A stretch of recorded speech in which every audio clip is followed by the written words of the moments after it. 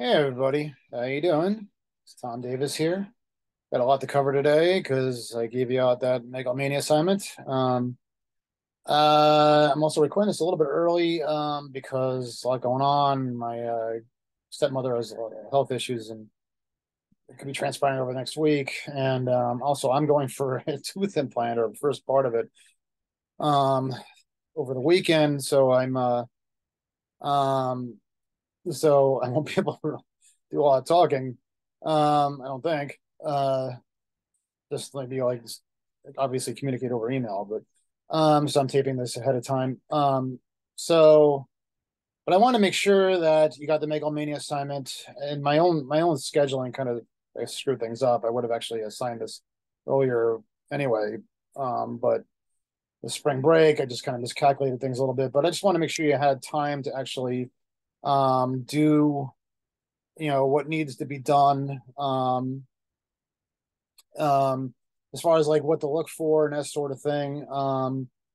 This also is a class participation exercise because I want to make sure everybody reaches out to whoever needs to reach out to, including being basically being me, because I mean, uh, as of this taping, received, I have heard from two people who have asked me about the what the lead should be. Really, I mean, it's not required, but I really think that it would be helpful to you and to me, really, if you were able to at least read the release and decide what you think the focus of the story, the ultimate story should be.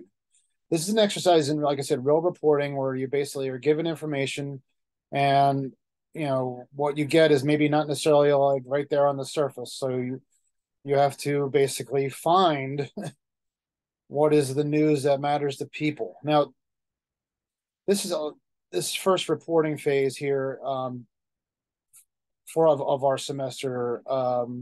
Deals with essentially a public relations and public affairs reporting. And basically, whole idea of like where do you get your information from, um, whether it's like a police department and how they provide the information, usually have and how they handle things in a public affairs way, and then they have to use essentially their own public relations to do it through the use of press releases and things like that, the web, and then from the other side of the spectrum, how do you handle it from the public relations side of things and who your audience is and that sort of thing. Now, the public relations people, as you see with Bill, your audience is going to be again the media usually. Okay, so you have to basically that's what they call spin.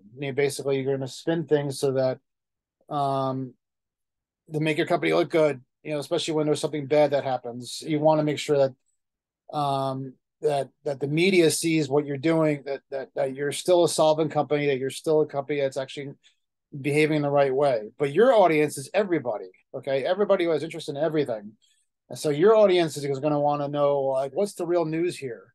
You know, and something happened here that was not necessarily good news. It's something that people should know. What I always tell people is to keep in mind here is that okay, this is all made up. This release, the whole thing, it's actually based on like some of the names we use. We use it's like a roll inside joke between me and Bill, as we mentioned before. It's people from the Mets baseball team from like 40 years ago, but it's all made up.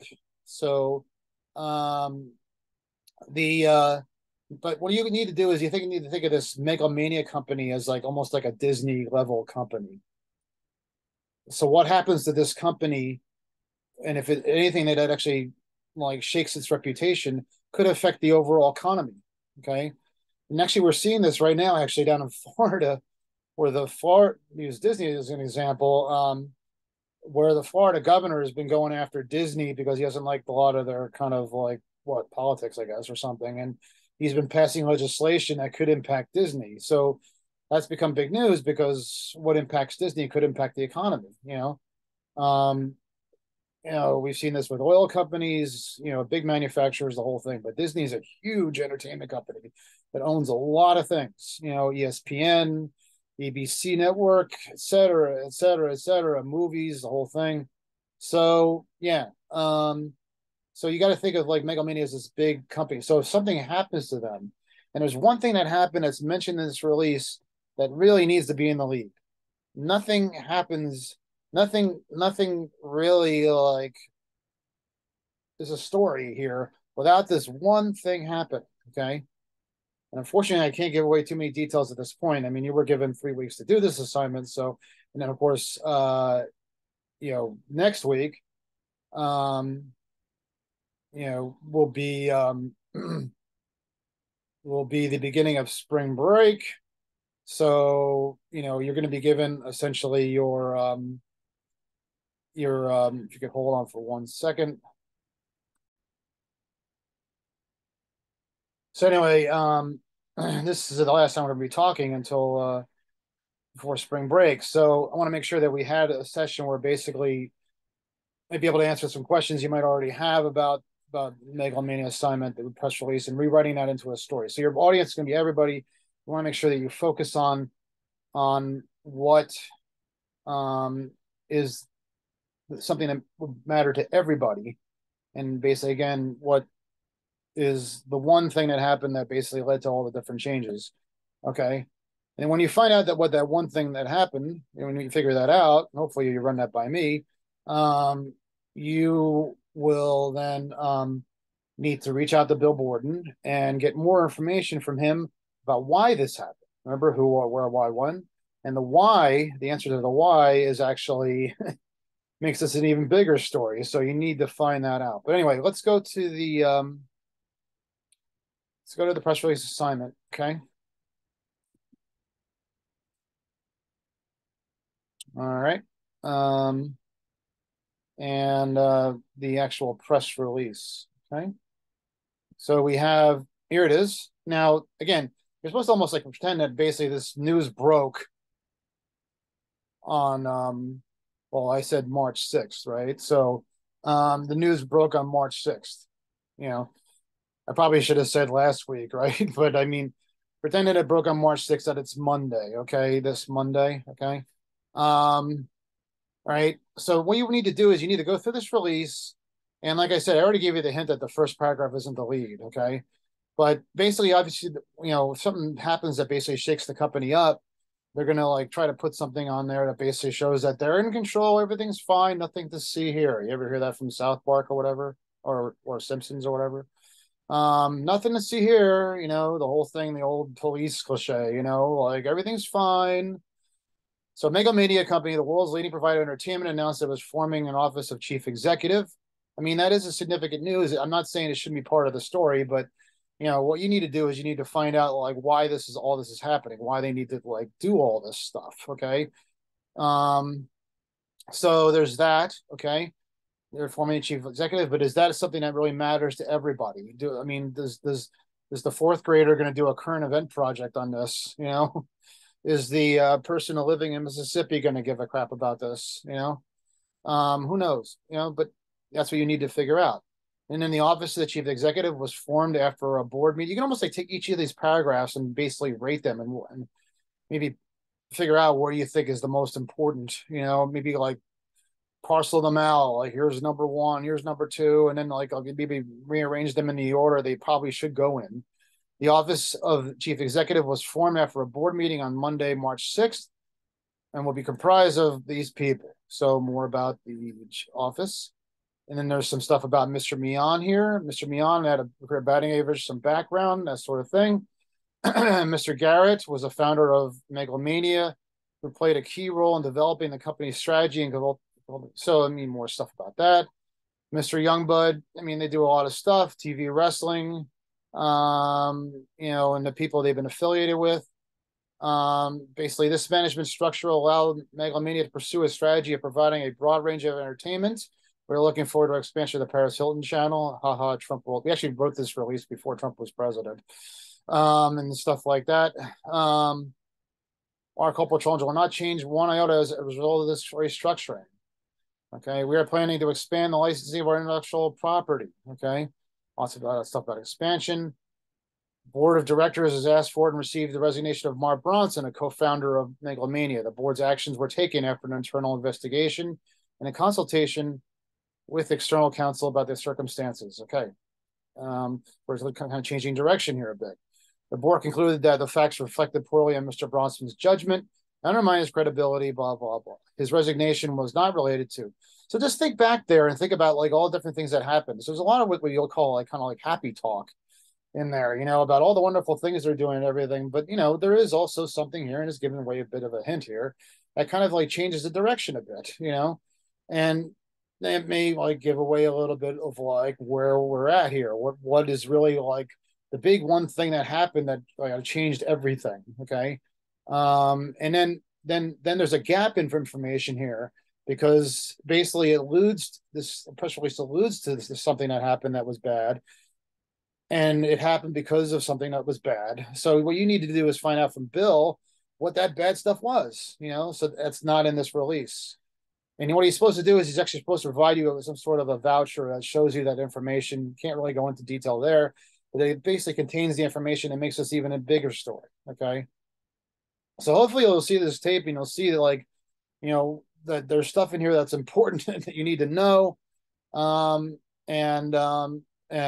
basically what you need to do is you need to go through each of these paragraphs and maybe, like I said, maybe even rate them and use what in order of importance. And then maybe if you do that and you can organize it that way, you'll basically figure out what you think maybe is the most important paragraph or first most important two paragraphs in this story. Okay. So yes. So let's go over the assignment itself again. Okay. So we have here, so again, you have to act quickly. The assignment requires you to make your initial contact with the source right away. I strongly suggest you watch the video. Please do that if you haven't done it yet. It was both in the lecture last week and also in here. Read the release and then try to determine the lead focus of the assignment first, and quickly, as in this week, meaning last week, and then email me for help or confirmation. Then please send an email to the source, Bill Borden, for additional information, as I described below. You're rewriting a press release and turn it into a story. Bill Borden is playing a pretend public relations executive and former Reuters reporter. He is basically the guest speaker in the video, but he's playing the game of pretend. Here, he's acting as the chief spokesperson for Megalomania, and you could identify him that way or however way he identifies himself. Okay, he's the spokesman for. You could say he's the spokesman for Megalomania. Okay, remember this is the lecture video here, and then you're going to get enough information to write a 500, 800 word story. Now, like I said, there's stuff in the press release that doesn't need to be at the top of the story, but it doesn't mean that it shouldn't be in the story. Do you follow me? Like I said, it's like almost like background. The background goes lower in the story. It should be like lower in the story. It's not as important. You basically like inverted pyramid, put it down at the bottom of the story, and that's it. Okay, the happy talk. Okay, what matters is basically the big thing that happened that basically changed everything and why it happened. Okay, remember that his email is here. When I say you should talk to Bill at least twice, that's to make the initial contact with him, and he's going to supply the information that you need to have that basically shows how big of a story this is, and then you should ask follow-up questions basically based on the information you get. Like, why is this important? What else did you find? What kind of impact has this had on the company? Ask him the who, what, where, how, why, when questions once he gives you this information. Okay. The documents you get, basically, how are you going to use that information? Well, you're going to get that information and you're going to basically say, you don't talk to people all the time. Now in the internet age, now you get information like through documentation, data, that sort of thing that's available on the internet itself. So, you basically would say, according to the document or according to the voucher, you would basically print the information you need to print and say, according to the document. If you want to send me a rough draft ahead of time, please feel free to do so. We have time. And the assignment is due the day after spring break ends, all right, March 20th. So let me know if you have any questions. Okay, please do that. All right. So, all right. So that's the assignment. Please let me know. I need to hear from people. Like I said, I'll probably going through a lot this week, but I will respond to you as soon as I can. As soon as I get your stuff. Okay. I wanted to go a little bit into like a couple of chapters that would be relevant to this. But first I want to show you basically like where maybe you can't really take things at like face value. And there's probably no better example. You may have heard about this. I don't know if I've actually talked about this enough, but where they have this congressional candidate by the name of George Santos again. He's basically somebody who ran and basically ran on a lie that he was involved in all these different things. And he was like a financial guy and all this stuff, Goldman Sachs and all this stuff. And this was like a big example of media fail where they just kind of took his word for it and ran with it. Here's like my old company, um, uh, Patch.com, where they basically, if you look at this, they basically talk about him a little bit, but they don't really go into his detail. They just rely on his campaign website for information about him. They say he won the election back in November, right?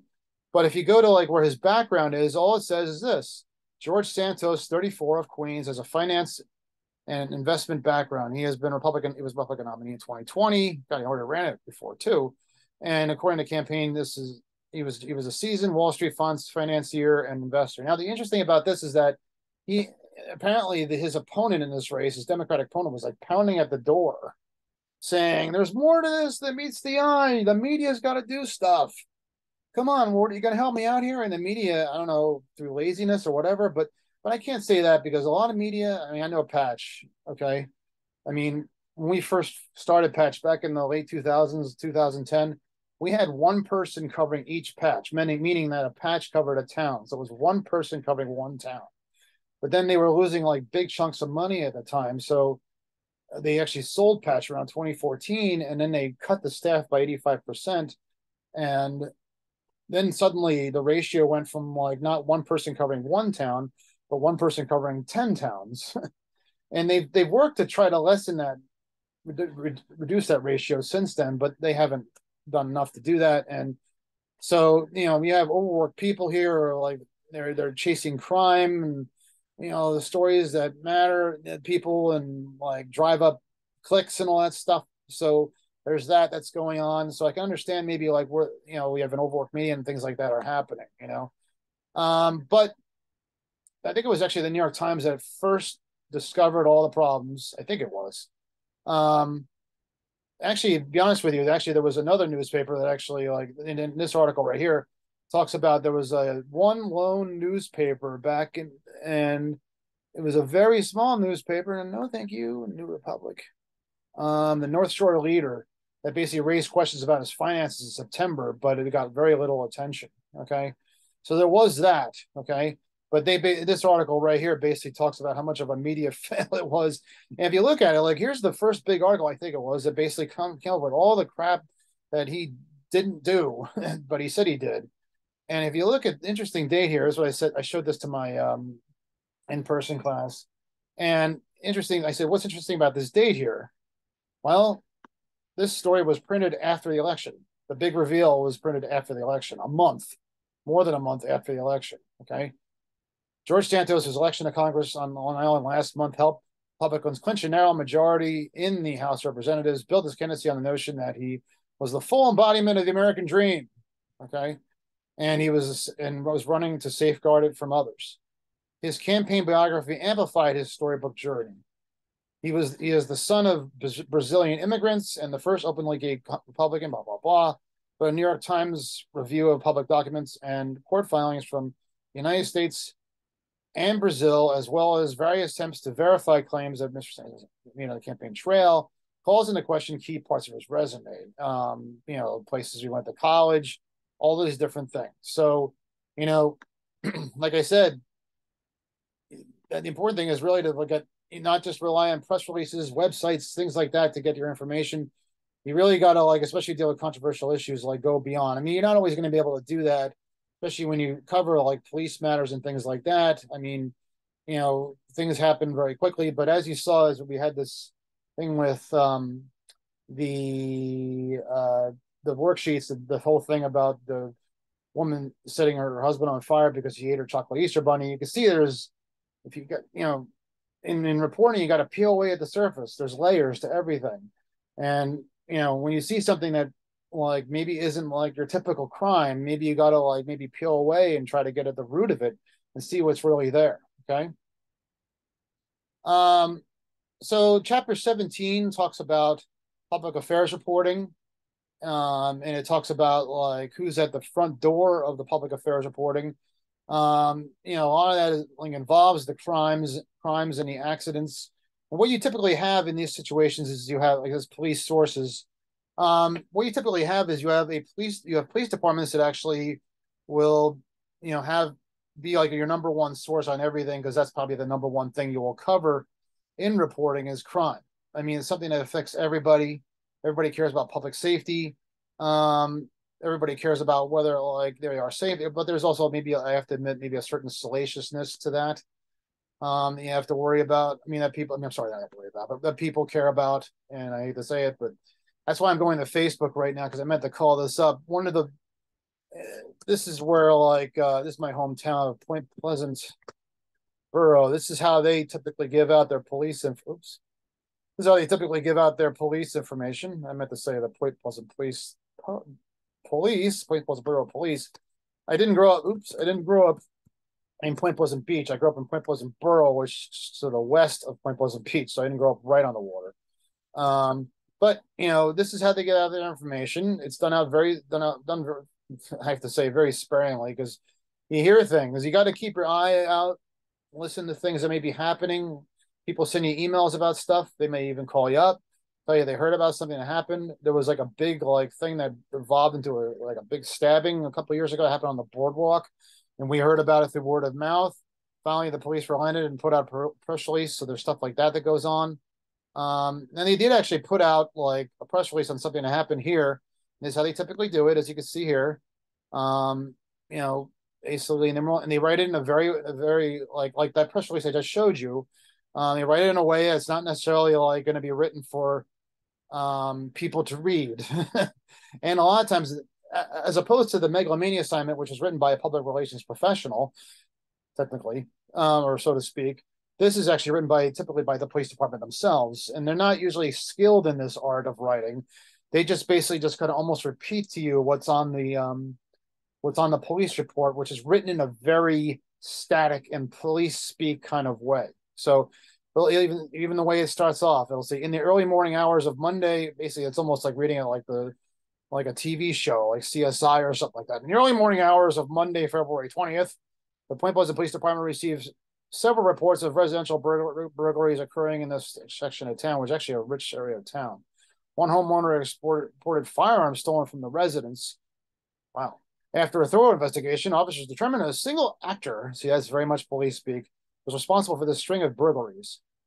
Officers canvassing the area, and then they put the name right here, 46 blah, blah, blah. So you probably would want to write this in a way that everybody can understand. So you say basically one person was arrested after a string of burglaries in town. So you want to basically get it in a sentence that basically gets right to the heart of the matter. What do people care about? A string of burglaries and somebody was arrested, right? You boil things down to like I was trying to show you in the press release from Megalomania, to maybe one or two things that really matter to people. Okay, that really will stick with people, and then you put yourselves maybe in the reader's shoes. But something is what's interesting about this is what I pointed out to my in-person class is that, there is something in here that maybe you want to find out more information about. It kind of like sounded off an alarm in my head. Okay. And it was this part right here that maybe you don't necessarily put it in your initial story on this burglary thing here, but maybe you do a follow-up story, a secondary story or something. And that is this: several firearms stolen from the residence. I got to be honest with you. Think of yourself when you're a reporter. You got to almost like again put yourself in the reader's shoes. Put yourself in the resident's shoes. I grew up in this town. Okay, and this is like I hate to say it, it's such a cliche or a trope, but it's a sleepy suburban town.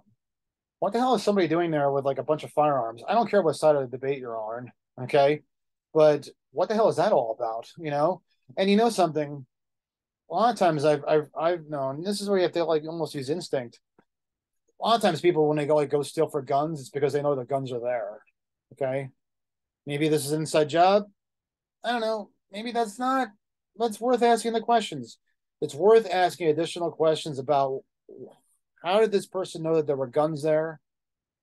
How did this person keep his guns, his or guns? Were they locked up? I mean, a lot of times we hear so many cases where like people don't keep their guns locked up and people get access to them and bad things happen, right? So I feel like there's actually additional questions that need to be asked outside of this press release. I mean, it says the stolen firearms were recovered by police, and they've been subsequently returned to the odor. Okay. I mean, chances are the guy's got a license and the whole thing, but were they locked up? The whole thing? How'd you get him? You know, how do you know about him? You know, I mean, we're hearing stuff about additional stuff about who this person was. That's important information. He was placed under arrest. Remains in the custody of the Point Pleasant Police Department. Okay, that's good to know. He's taken from the streets. He's no longer a threat. But I do have those additional questions. So that's where you basically have to go beyond, what's given to you on a silver platter. Okay. A lot, then they had another burglary right here too, which didn't have like those additional questions I'd asked. But this is where the police news comes on now. It comes ready and made to order to reporters, and you can see where maybe like they get to be lazy, perhaps, or maybe they're overworked, so this actually is easier for them because they don't have to actually make the call, and they can just see it right there, just immediately put it within on their computer, and then they're done, and they can move on to the next stories they have to do, which may be like 10 a day or something. They're going to obviously balance things out here, so much like they did in the Megalomania press release with all the good things that are going on, which is good. The police department should do that because, the police have taken a bad rap, I think, in a lot of ways, with a lot of things that have happened. But I do think that they also need to be their feet held to the fire in a lot of ways, way more than they've held to in the past. So I see both sides of the issue there. But I mean, they are doing good things in town that maybe be helping people. So they're going to actually try to, again, spin things so that, so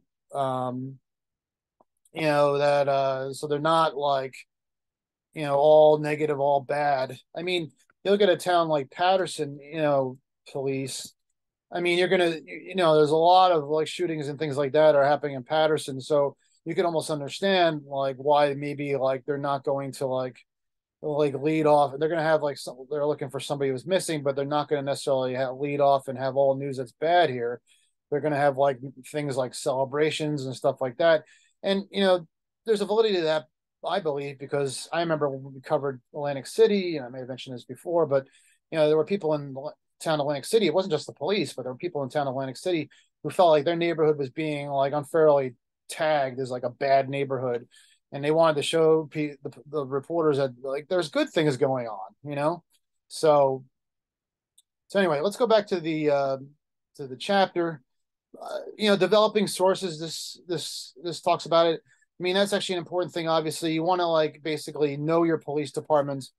There's always going to be somebody maybe that like maybe goes beyond, who maybe will do the right thing and maybe like drop off something anonymously or whatever that shows what's going beyond the scenes, what's going beyond the press release. Maybe like with that Point Pleasant press release, maybe there's an example of that. Maybe they'll actually show something there. That maybe something happened that maybe the police like left out. Okay. A lot of times they give out things like police blotter, which is really like usually this ragged setup of like information. It looks like a police report that you have to like almost really pull information from.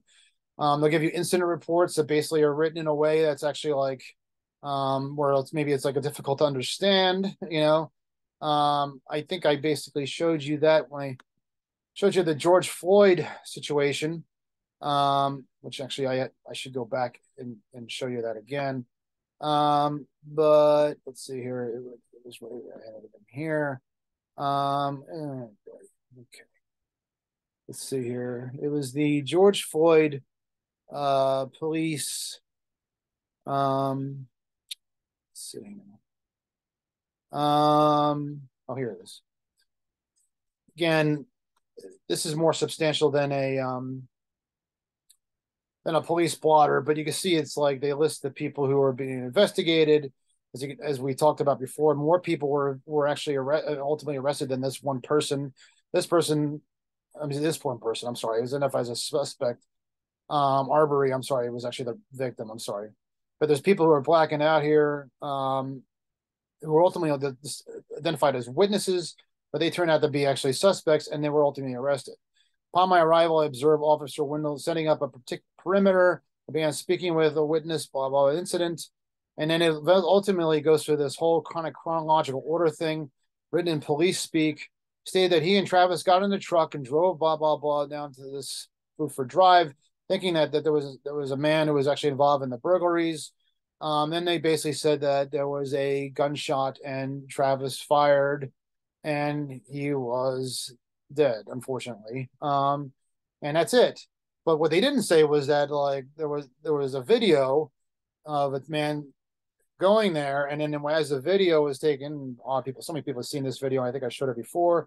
Was that when he was actually on his way, it was immediately this man driving the car his way to the. This was not the man who shot the gun and killed him, but it was on his way to basically do something to Ahmaud Arbery. And you could, as you're watching the video, you can hear him click his gun.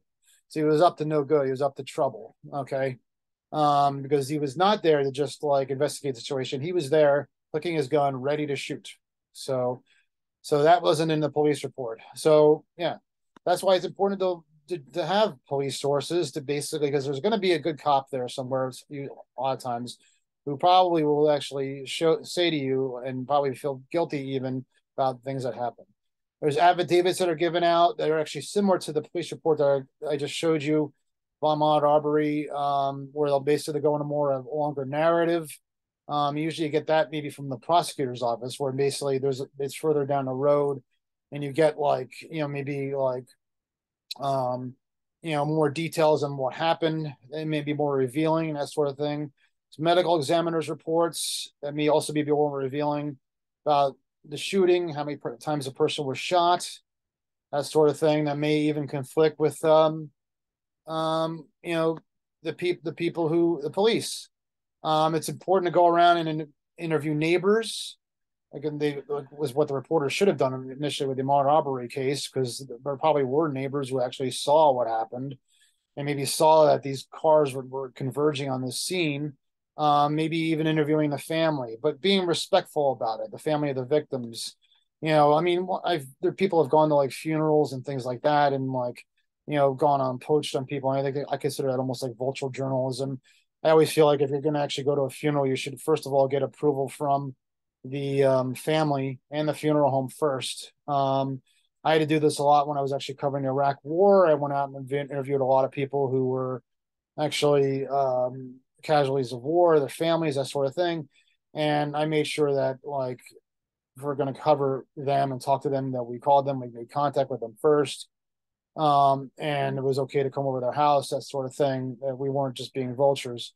I found a lot of people, especially a lot of people came from like Newark, and all the people give Newark a bad rap.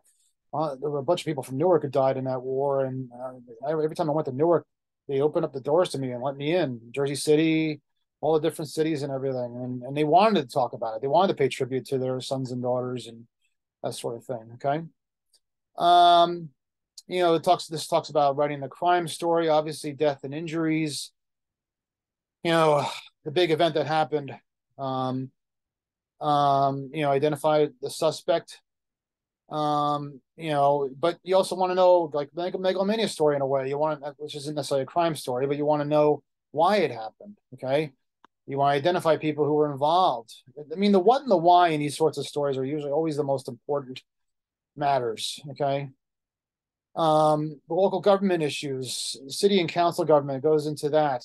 And again, you have to deal with things like maybe like spokespeople and that sort of thing, or maybe you can't like, talk to people directly, but you try.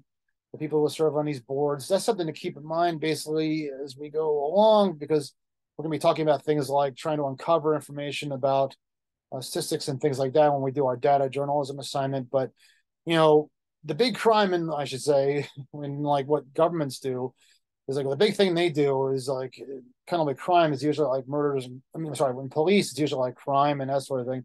Big thing governments do is you have to worry about and wonder about what they're doing that impact people directly. And probably the number one thing they talk about here, is taxes. Okay. It's interesting when we talk about government, we talk about federal government and how they pass taxes and things like that. But it's actually really the local government that actually affects people more than anybody, in the school districts, because they're the ones that actually pass the taxes that actually impact people the most. They're the ones that pass the taxes that when a homeowner gets their property tax bill, that's what's affected. And usually those are the biggest taxes they pay, are usually the property taxes, especially like in New Jersey, where I have the highest in the country. And again, it's like really important to develop sources to, because you're not necessarily going to get all the information you need to get. Now, how do you develop sources? You're not going to get this information you need to get from like the city council people and that sort of thing. So you try to develop relationships with people where it's like good old fashioned journalism, where you basically, you don't necessarily develop a friendship, but first of all, you develop trust. You write stories, that are accurate, clear, and focused. So they know they can go to you and you'll get things right. You may write things that they disagree with, but they know that you're a person that they can trust that will get it right. They want to know that you're going to be fair. They want to know that you're going to be like present both sides of the issue. They want to know that you're going to be accessible, so that you're going to respond to information when they reach out to you. But you're going to want to know to them that you want to talk to them. You want to have a relationship where you can basically talk to them. Maybe you want to even do things like, where it doesn't like necessarily cross the line into friendship, but you want to maybe like do something like maybe invite them for a cup of coffee. Okay. Maybe you want to even just email them and basically like, get to know them a little bit like a salesperson, and basically say, like, I just want to know I'm available for anything you need. Maybe you do a little bit of a background check on them, where you go check on the internet and you say like, hey, it's very interesting that, I know it sounds a little kind of like sleazy, but I read a little bit about your background. It's very interesting. Maybe you find out about their job. You try to find out like about the things they do and that sort of thing. And you try to develop some sort of relationship there where at least you know them. You show that you know them. You're willing to do the research to show that you want to get to know them and that sort of thing. And that, look, you're not necessarily there to like help them out, but you're there as a buddy, but you're there to help out because, a lot of people who join city government, yes, they do it selfishly for maybe selfish reasons, but they also, there are people out there, and you got to like find that out, who do care about the town, who do care about the police department, and do care about safety and government, things like that. So you try to bond with like 8 people, and maybe 7 of them reject you, but one of them will take your entreaties well, and maybe will want to do things like meet you in the parking deck and give you secret information or something like that, as what happened when All the President's Men, the movie that was made about, which I have right here, by the way. That's the movie about Carl Bernstein and Bob Woodward, the 2 reporters from the Washington Post, who met in a parking deck right here. I was showing this to my media ethics class, and met with a source who was close to Bob Woodward and trusted Bob Woodward as somebody he could rely on. Didn't altogether totally trust him, but trusted him enough to give him information that was going to hurt the President Nixon's administration in the early 70s about the Watergate scandal of the early 70s, and ultimately brought down the Nixon administration. So that's what you got to do, is to build up that trust, trust. Okay. Trust, rapport, I'm sorry. Respect. Okay. And that comes after being accurate, clear, and focused in your writing, and of course being accessible. Okay. All right. So building up sources. That's not something you necessarily need to know, but you are interviewing people, and some of you had difficulty maybe interviewing some people in class, and I understand that. Well, I should say my in-person class had that, but maybe I had a little difficulty interviewing people you knew for the earlier assignments. And even maybe if it's a family member, you might have to like show them that like what you're doing isn't necessarily going to hurt them, but help people or something like that. Or maybe like it's going to kind of like be the kind of thing that actually like will help people overall, or maybe like shine a good light on them that people would want to know. Courts is also another thing where a lot of information comes out of courts it's actually all public information. And I'm right now I have on TV this case involving this lawyer apparently killed his whole family or something. It's terrible, but you obviously have that accessible to you too. And a lot of things come out in trial that aren't necessarily. We saw this with the O.J. Simpson trial in the '90s, that aren't necessarily like going to be like right there on the surface, but come happen behind the scenes ahead of time. We all knew that Mark Fuhrman, the big bad cop, was going to be a bad guy, and that was going to come out that he was a racist ahead of time. So there was a lot of information that was like leaked before that, and that because the reporters were able to develop relationships with sources that work. Okay. All right, so that's the public affairs reporting, which is basically kind of like serves as some sort of a guide for what you're doing right now. And then is the public relations reporting and turning public relations stuff into a news story. And the public affairs is there's a sheriff's office, there's a copy of a complaint, and how they often come out, as you can see, they give like a summary of the event. Like, this complainant is currently employed full time. They give you like this kind of like itemized thing here, where it's very like, you know, detailed, but not like in a very newsworthy way. So they give you, there's some examples that are right here in the chapter. Okay. And you can look at, all right. All right. I'm just moving on to actually chapter 19 now. Okay. Which is right here. Journalism and public relations. Okay. So what do we have here? We have, what is PR? Public relations is planned and continuous communications designed to promote an organization and its image, products, or services, which again also could translate back to what we're talking about with the police, because that's what they do. The public affairs reporting is public relations reporting, connecting with the public in a way that they feel is appropriate. There's PR agencies out there, but there's also like people who work in-house, maybe for a company like Bill is going to do. He's technically working in-house. It's all pretend, but with this megalomania company, okay? You have like corporate nonprofit and government PR. I mean, we've seen that with like spokespeople who work for the government agencies, and they hold their press conferences, that sort of thing. I mean, the press secretary has like holds press conferences for Joe Biden, and basically will like answer all different questions that are going on. Okay. Working with the news media, public relations practitioners use various media to get information about their client to the public. They determine which media outlets will best serve their purposes. So yeah, they obviously have an agenda too. Okay. And you saw that with like President Trump. He would actually cater more to the conservative outlets, you know, Fox News, that sort of thing, while Joe Biden caters more to the liberal outlet, so-called liberal outlets like MSNBC and that sort of thing, and kind of shoves like Fox News to the side a lot and gets in arguments with them. They also know the writing styles, deadlines, and other procedures of target medium. A news release is a better chance of being picked up by the media if it's newsworthy, well-written, and adheres to the organization's styles, deadlines. So they may try to hide things and that sort of thing, but they could also turn off people by like writing in a way where they're not giving you the absolute most important news that the news reporter wants, not necessarily what the public relations people wants. Okay. They ultimately piss off people when they do that too. Okay. So they do things like they want you to write advanced stories where they maybe want to advance an event that's coming up or something. They want you to cover the events that are actually like present them in a good light, like we saw on that Facebook page with the police department. You know, if you're working for the government agency and they make like discoveries and things like that, a good police department, I say, will actually have a public relations person who actually is not just a police officer, but knows how to like transmit information that's important to the public and not piss them off, you know, because they're going to try to, they know the government, the people aren't stupid. They know that they want to, the information they need to know to keep themselves safe. So hopefully they'll have somebody who actually knows how to deal with the public and the media. So they'll get the information they need to know. Okay. You know, they list the contact and the follow-up person, you know, and that's what Bill Borden is in this particular case. Okay. They're supposed to answer all the who, what, where, how, why, whens, you know.